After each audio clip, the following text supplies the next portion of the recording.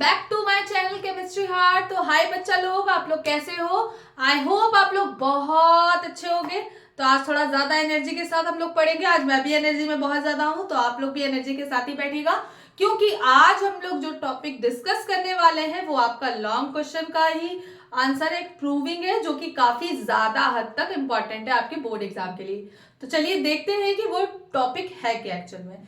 हम लोग ने ओम्स नियम पढ़ लिया था, ओम्स नियम के बाद हम लोग ने स्पेसिफिक रेजिस्टेंस पढ़ लिया था और उसके न्यूमेरिकल को लगा लिया था। तो यहाँ पर हम लोग अब पढ़ेंगे, मैंने आप लोगों को बताया था एक सर्किट डायग्राम।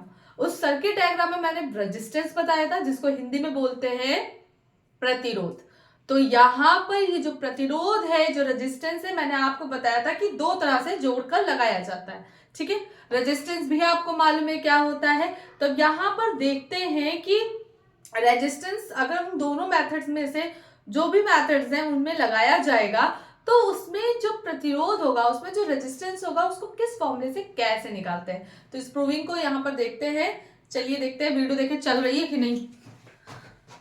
हाँ ठीक है, ओके। सो यहाँ पर हम लोग क्या करते हैं, एक सेटअप है जिसमें कि अब इसमें प्रतिरोध लगा दिया गया। तो पहला जो तरीका है, यानी कि दो तरीके से सेटअप होता है। उस सर्किट में जो प्रतिरोध लगा है वो या तो श्रेणी क्रम में हो, यानी कि सीरीज में हो, या फिर समांतर क्रम जिसको बोलते हैं पैरेलल में। तो पैरेलल वाला अभी नहीं पढ़ते, अभी उसको समझेंगे। इससे पहले भी हम लोग सीरीज में पढ़ेंगे। सीरीज का मतलब श्रेणी, श्रेणी का मतलब कोई चीज लगातार लगती जा रही है। जैसे ये मेरा हाथ है, दूसरा हाथ, अब एक हाथ आ गया और आ गया, फिर ऐसे। तो ये क्या, लगातार एक श्रेणी क्रम में चलता जा रहा है, ऑर्डर में, एंड टू एंड। ठीक है, तो मैंने एक लिया है सर्किट डायग्राम, जिसमें कि मैंने एक बैटरी लगाई या सेल लगाया। सेल ही ले लेते हैं, कोई दिक्कत नहीं। इसका प्लस इलेक्ट्रोड है, ये माइनस है, प्लेट्स है। अब इसमें क्या है, मैं एक प्रतिरोध लगा रही हूँ। ठीक है, अब इस प्रतिरोध का कोई नाम होगा, बताएंगे भी क्या होगा। फिर दूसरा प्रतिरोध लगा, ये तीसरा प्रतिरोध लगा। ठीक, तीन ही लेंगे, तीन ही का लेंगे। ठीक है, आपको जो प्रूविंग करके दिखानी होगी उसमें आप लोगों को क्या लोगे, resultant of three resistance. Three resistance question आएगा, किन्हीं तीन प्रतिरोधों का प्रतिरोधों का कुल प्रतिरोध निकालो। ठीक है, तो यही है। ठीक है, अब यहाँ पे देखते हैं कि क्या होगा। तो ये जो प्रतिरोध है, ये जो थ्री रेजिस्टेंस है, इसका नाम होगा R1, इसका R2, इसका नाम होगा R3। ठीक, इसमें सिंपल सी बात है, करंट फ्लो होगी, करंट फ्लो होगी जो कि आई होगी। अब आप खुद सोचो कि कोई चीज लाइन बाय लाइन लगी, ऐसे ऐसे ऐसे ऐसे लगी हुई है, तो जो धारा आएगी, जो करंट आएगी, वो स्वी करके ऐसे, मतलब सीधे ऐसे करके निकल जाएगी। कहीं भी सेपरेट या कहीं भी डिवाइड होगी, डाइवर्ट होगी, नहीं होगी।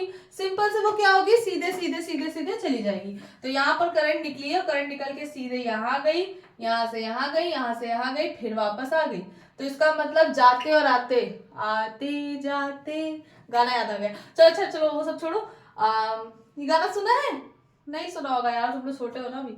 चलो, यहाँ पर क्या है, करंट निकलेगी। तो करंट क्या हुआ, जो इलेक्ट्रोड्स है, यानी कि जैसे ये दो इलेक्ट्रोड है, अब पॉजिटिव इलेक्ट्रोड है तो इसका मतलब बड़ा होगा, बड़ा होगा। ठीक है, अब यहाँ पे क्या है, ये प्लस से करंट, आपको भी मालूम है, प्लस से निकलती है, धनात्मक इलेक्ट्रोड से निकलती। जैसे निकली, ठीक, एक इलेक्ट्रोड यहाँ लगा, करंट गई R1 में, फिर आगे उसी के ही आगे लगा तो सीधे चली जाएगी, फिर आगे तीसरा आगे चलेगी, और फिर नीचे से करके वो निगेटिव इलेक्ट्रोड में आ जाएगी। तो यही पूरा सर्किट ऐसे करंट फ्लो करता रहेगा। Is this clear to all? यानी करंट यहाँ से निकली, ऐसे ऐसे गई और यहाँ से निकल गई। अच्छा, एक पॉइंट है, ये अलग अलग पॉइंट्स होंगे, जैसे ए बी है। ठीक है भाई, हमने ए और बी माना, अब इसके बीच में हमने सी मान लिया इस पॉइंट को, और इस पॉइंट को डी मान लिया, है ना। ऐसा मान सकते हैं ना, कोई दिक्कत? भाई जोड़ है बीच में, मतलब यहाँ पे ये जोड़ है, इसको सी मान लिया, और इस वाले जोड़ को मैंने डी मान लिया। भाई जुड़ा हुआ है ना। तो चलो अब देखते हैं क्या होगा।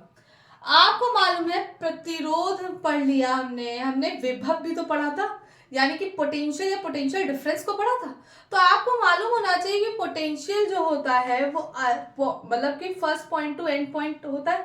तो अगर यहाँ देख रहे हो, मतलब कि जब धारा यानी कि कोई चार्ज फ्लो होता है one point two another point, इसका मतलब अगर यहाँ पे पॉइंट्स देख रहे हो तो अलग अलग है। इस प्रतिरोध के लिए ए और सी पॉइंट है, दूसरे वाले प्रतिरोध R2 के लिए सी और डी पॉइंट है, तीसरे प्रतिरोध के लिए डी और बी पॉइंट है, और अगर कुल प्रतिरोध की बात करेंगे तो यहाँ पर ए से बी तक का पॉइंट है।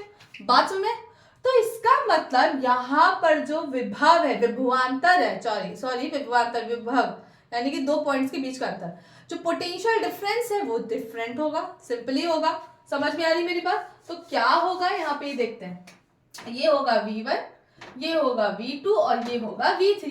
R1 के लिए V1, R2 के लिए V2, R3 के लिए V3। Is this clear to all? समझ में आ गया? तो चलिए अब देखते हैं कि इसको कैसे सॉल्व करना है।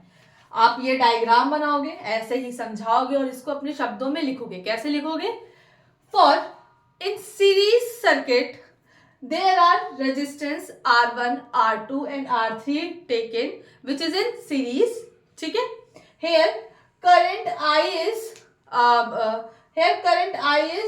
flowing in the circuit and the potential, the point is A, C, D, B या A, B, या नहीं भी लिखोगे तो भी चलेगा।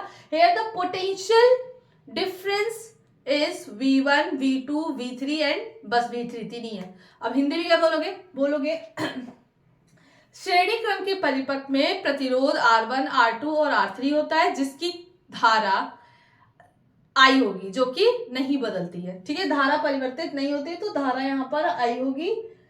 विभवांतर यहाँ पर परिवर्तित होगा जो कि V1, V2, V3 है। अतः ओम्स लॉ के according, so according to Ohm's law मतलब लिख लोगे ना, हेयर मैं लिख दे रही हूँ भैया, शब्दों में अपने लिख लेना, hair R1, R2, R3, R3 resistance मैं लिख दे रही हूँ अपने हिसाब से। ठीक है, अपने हिसाब से तुम अपने शब्दों में लिख लेना। Current is same which is I, ठीक है ना, I कैपिटल I है। और क्या है? पोटेंशियल कितना है? V1, V2 and V3। So according to Ohm's law, according पूरा लिखना, अकॉर्डिंग टू ओम्स लॉ, चलो ब्लैक पेन ले ले जरा marker. According to Ohm's law हमें पता है V is equals to IR होता है। बच्चे बताओ, सबको समझ में आ रहा है V is equals to IR है? सो फॉर ऑल पोटेंशियल, अब भाई ये V तो टोटल पोटेंशियल के लिए ना, लेकिन हमारे पास तो पोटेंशियल V1, V2, V3 है, तो सेपरेटली हम तीनों का निकालेंगे। फॉर ऑल पोटेंशियल क्या हो जाएगा? V1 is equals to I1 मत लिखना क्योंकि करंट हर जगह एक समान है, एक ही जैसी भरी है, तो R1 रेजिस्टेंस तो अलग है। फिर V2 is equals to IR2, ठीक। V3 is equals to IR3। बच्चे इसको अच्छे से तैयार कर लेना, ठीक। सो यहाँ पर हम लोग क्या करेंगे, अब यहाँ पर मैंने रब कर दिया है। अब यहाँ पर हम क्या करेंगे, टोटल पोटेंशियल निकालेंगे।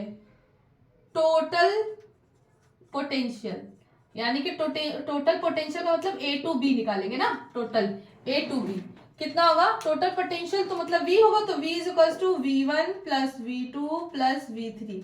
याद रखना ये एक फॉर्मूला लिखा है जो कि तुम्हारा रिजल्टेंट रेजिस्टेंस होगा, यही मुझे प्रूफ करना है। रिजल्टेंट रेजिस्टेंस होता है R is equals to R1 plus R2 plus R3 and so on, जितने होंगे। ये श्रेणी क्रम यानी कि सीरीज के लिए होता है, यही हमें प्रूफ करना है, ठीक है। मैं बता दे रही हूँ, तो V is equals to V1 plus V2 plus V3 on putting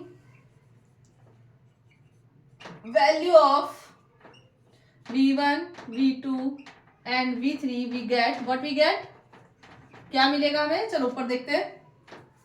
यहाँ पे हम लोग के V इज इक्वल्स टू क्या होगा, V1 कितना है IR1 प्लस V2 कितना है IR2, V3 कितना है प्लस IR3। इसी में पुट कर रहे हैं, V1 की जगह पे ये रखा, V2 की जगह पे ये रखा, V3 की जगह ये रखा, ठीक। अब इसमें मैथ्स तो लिखा है, I कॉमन ले लो, R1 plus R2 plus R3। और आपको मालूम है कि V इज इक्वल्स टू क्या होता है, इक्वेशन 1 मान लेते हैं। फ्रॉम इक्वेशन 1 क्या हम लोग को मिलेगा, V की जगह पे क्या रखेंगे R1 plus R2 plus R3, I से I कैंसिल, क्या हो गया R is equals to R1 plus R2 plus R3। समझ में आ गया, बहुत इजी था। तो यही तो प्रूफ करना था कि श्रेणी क्रम में यानी कि अगर प्रतिरोध हमें जोड़ने हैं, अगर प्रतिरोध, टोटल प्रतिरोध निकालना है तो हमें क्या करना होगा, R1 plus R2 plus R3 फॉर्मूले में रख दोगे, यानी अभी इसके न्यूमेरिकल जब कराएंगे तो मैं यू हैव टू क्लियर कि कैसे इसका रेजिस्टेंस निकालना है। बट यहाँ पे पूछा था, फॉर्मूला ही आपको ड्राइव करके दिखाना था कि 3 जो रेजिस्टेंस होंगे किसी भी सर्किट में, उनका रेजिस्टेंस का टोटल रेजिस्टेंस क्या होगा। ठीक है, क्लियर, समझ में आ गया, सबको समझ में आ गया, ओके।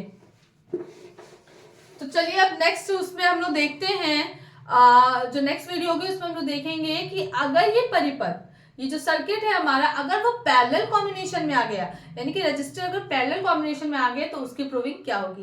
तो चलिए वो नेक्स्ट वीडियो में देखते हैं, ओके।